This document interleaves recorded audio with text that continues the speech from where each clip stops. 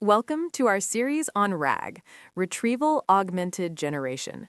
We're experimenting with new ways to teach AI. First one is using popular storylines to make complex concepts stick. We really want to know, is this working for you?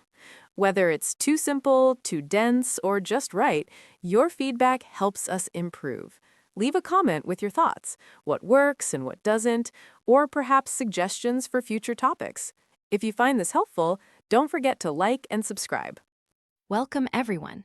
Today, we are diving deep into one of the most critical challenges in modern artificial intelligence architecture: achieving reliable, predictable, and safe output from large language models, or generative AI cores. The topic we are presenting is the control protocol. This protocol is not just a set of suggested guidelines. It is a foundational blueprint for how we architect mandates when instructing immensely powerful, yet fundamentally chaotic linguistic generators. When we talk about architecting a mandate, we are discussing the rigorous engineering required to transform a simple user query into an executable, bounded instruction set that the AI cannot easily deviate from. We need to move beyond simple natural language prompting and establish a formal, structured system of governance. Our focus will be on creating predictable reliability, which is paramount in enterprise and mission-critical applications.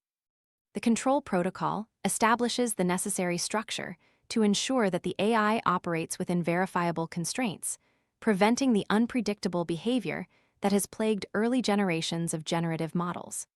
This presentation will walk through the three main zones of this architecture and introduce the critical laws that govern successful retrieval augmented generation pipelines.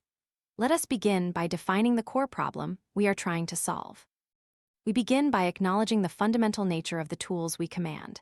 We possess a generator of immense linguistic power. It can articulate, persuade, and synthesize information with superhuman eloquence and speed. However, this magnificent capability comes with a critical architectural flaw: amnesia. The generator exists without memory of the immediate past or the specific context we wish to impose upon it for a given task. In essence, it is a powerful oracle with amnesia. If you look at the diagram, a user sends a query, perhaps, "What is the new policy on green hydrogen?" The generator processes this request based purely on its vast, static training data, unless we explicitly provide immediate context. The core failure state emerges when the model is asked about specific, timely, or external knowledge that was not part of its original training or has been updated since. As the quote on the slide states, "If you ask what happened yesterday, it will either confess ignorance or, more dangerously, generate a plausible fiction." This generation of plausible fiction is what we commonly call hallucination. It is the primary, dangerous failure state we must architect against. Our control protocol is fundamentally designed to cure this amnesia and constrain the model's output exclusively to verifiable, recent, and relevant information. This is why strict architectural control is necessary before the model is even allowed to respond. Control over a generative AI core is not achieved through a single, vague command. It requires a rigidly structured, multi-layered mandate architecture. This system is founded on the principle of strict separation of concerns, ensuring that the rules of engagement are isolated from the supporting knowledge, and the knowledge itself is isolated from the specific execution task. This separation is non-negotiable for maintaining control and minimizing error rates. We call this the three-zone mandate architecture. The first zone at the top is Directive Zero, the prime mandate, which dictates the fundamental rules of engagement. This zone establishes the generator's persona and its absolute constraints, focusing on behavior and ethical boundaries. The middle zone is the knowledge stream, which provides the ground truth. This is the verifiable, context-specific data retrieved from external sources that the generator must rely on. It acts as the immediate memory cure for the Amnesiac Oracle. Finally, the third zone is the catalyst, which represents the execution task, the user's actual query. By structuring the prompt this way, we transform a simple, unstructured query into an executable, bounded instruction set. The generator receives its constraints first, its facts second, and the task to perform last. This ensures a predictable chain of command. Let us dive into the first and most crucial component, Directive Zero, the prime mandate. This component is often referred to informally as the God mode instruction. It defines the generator's persona, such as "you are an assistant for Acme Corp," and critically, establishes its absolute constraints. Its primary function is to metaphorically handcuff the generator to the provided knowledge stream, overriding its innate tendency towards generalized helpfulness, which often leads to fabrication. Generative models are trained to be helpful, meaning if they do not know the answer, they often invent one. The prime mandate imposes a strict directive for truthfulness, demanding source adherence above all else. Observe the system prompt example. We explicitly mandate, you must answer the user's question strictly using the provided context. The repetition here is intentional for signal integrity. Crucially, we enforce a critical failsafe. If the answer is not in the context, state that you do not know. This prevents hallucination by requiring explicit acknowledgement of context limitations. This leads us to Law I of the control protocol. Law I is truth. The generator must operate exclusively on verified data supplied within the current mandate, and must never default to its general training weights when asked a specific question. The second zone is ingesting the knowledge stream. Raw data retrieved from any knowledge base, whether it is internal documents or a company wiki, is often chaotic, unstructured, or simply long blocks of text. To be truly useful and reliable within the generator's context window, this data must be parsed and structured rigorously. We introduce deliberate delimiters, ideally machine-readable tags such as XML tags, to create discrete, clearly bounded blocks of information. Why is this structuring necessary?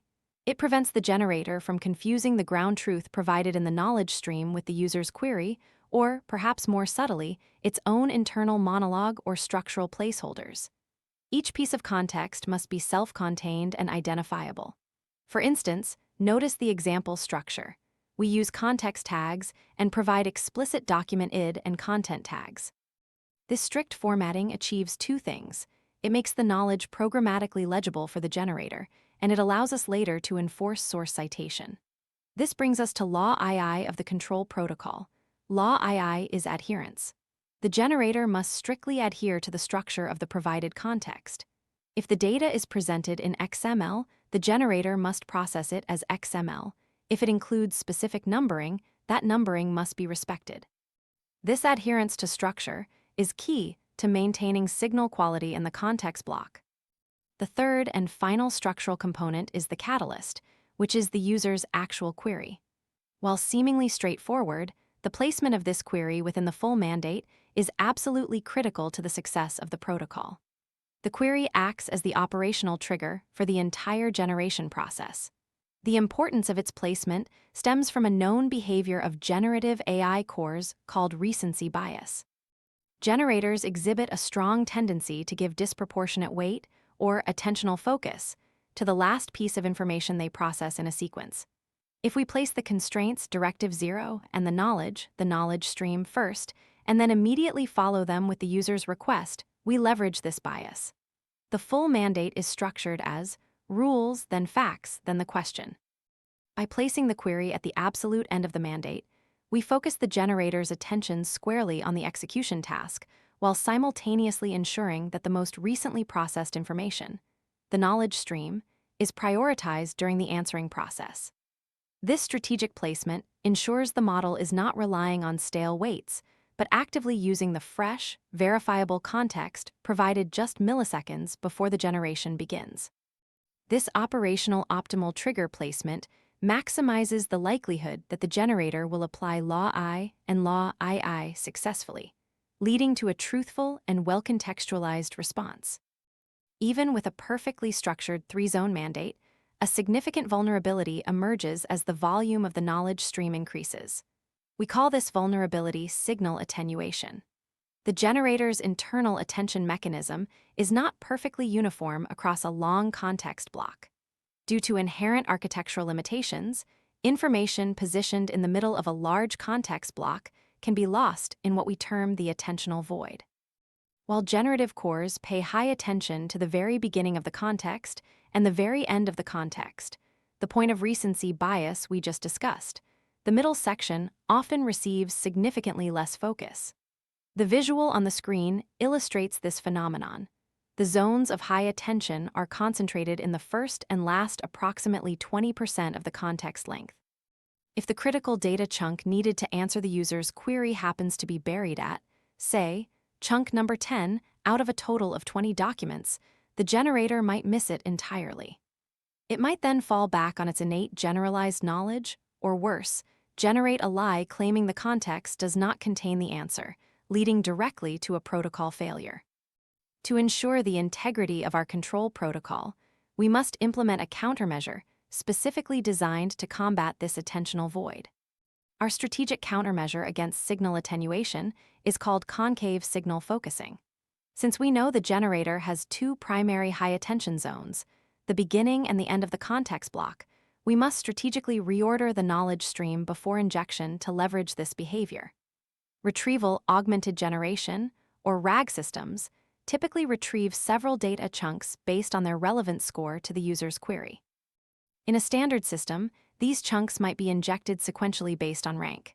However, concave signal focusing dictates a different approach. Before the mandate is assembled, we sort the retrieved data chunks by their relevance score, but then we inject them into the context block in a deliberate, concave order. The most relevant chunks, rank 1 and rank 2, are placed at the absolute beginning and the absolute end of the context block, respectively. This forces them directly into those high attention zones. The remaining, less critical chunks, such as rank 3, rank 4, and rank 5, are relegated to the middle, which is the area of lower attentional focus. This injection pattern ensures that the most vital pieces of information are guaranteed to be seen and processed by the generator, maximizing the probability of a truthful, accurate response. This strategic reordering is a powerful tool for maintaining signal integrity, especially when dealing with high-volume context streams where critical information must not be overlooked. We must also address a critical failure state known as the null signal condition. This condition occurs when a user query, perhaps because it is irrelevant, highly sensitive, or simply prohibited, yields zero relevant documents from the underlying knowledge base. For example, if a user asks, "How do I build a nuclear bomb?" and our database contains only customer service FAQs, the retrieval system returns nothing. This is the null signal. Passing an empty or irrelevant knowledge stream directly into the generator is highly dangerous. While the prime mandate may instruct the generator to only use provided context, an empty context can often be interpreted by the model as a prompt to use its own internal, generalized knowledge structure. This encourages what we call hallucination by association. Because the model is powerful and still motivated to answer the question, but has no grounding constraints, it defaults to drawing plausible but unsanctioned information from its training data. In mission-critical environments, allowing the generator to even touch a query under a null signal condition is unacceptable and presents a massive liability. We must implement a preventative measure to terminate the process before the generator even starts. The preventative measure for the null signal condition is the fail-safe protocol or the error trap. A robust control protocol must include a simple but effective conditional check performed before the mandate assembly begins. The logic is straightforward. If the retrieved document set is empty, the entire RAG pipeline is terminated instantly. This is illustrated in the code snippet. If length of retrieved documents is equal to 0.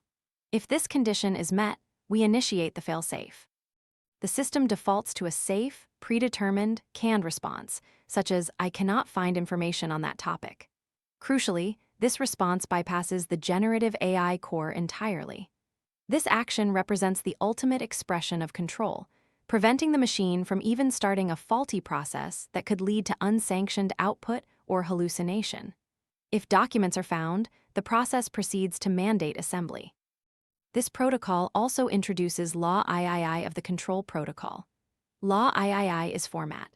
When truth and adherence are inherently impossible due to a lack of context, the generator, or rather the system bypassing the generator, must follow a predetermined, safe format for expressing ignorance. This ensures consistent user experience and maintains a predictable safety boundary. Here, we see the control protocol fully operational and integrated. This final architecture represents a multi-layered system of commands, constraints, and crucial countermeasures designed to ensure predictable, truthful, and safe output from the generator in every scenario. The core of the system is the three-zone mandate: the prime mandate, the knowledge stream, and the catalyst. Law I, truth, governs the prime mandate, ensuring the model is behaviorally constrained to verifiable context. Law II, adherence, governs the knowledge stream, ensuring that the input is structured, perhaps via XML, which enhances machine legibility and output predictability. To address the inherent weakness of signal attenuation within the knowledge stream, we implement concave focusing, ensuring the most relevant facts are placed in the high-attention zones at the beginning and end of the sequence. Outside this core loop, we have the critical NULLSIGNAL error trap. This trap acts as a gatekeeper, checking the availability of context before the mandate is even assembled. If the knowledge stream is empty, the trap ensures Law III format is followed by providing a pre-canned, safe response, preventing any chance of hallucination by association. This robust, tiered control system transforms the generative AI core from an unpredictable engine into a reliable, enterprise-grade fact retrieval and summarization tool. With all constraints, laws, and knowledge streams successfully integrated, the control protocol is now fully assembled and transmitted to the generator core. We have solved the challenges of context ingestion and trigger placement, effectively providing the generator with a briefing note that it cannot deviate from. The system has successfully dictated the rules, supplied the facts, and presented the execution task in an optimal sequence. We are now in the state, mandate transmitted, awaiting generation. This marks the end of the input preparation phase, but it also signals the beginning of the next critical phase, execution.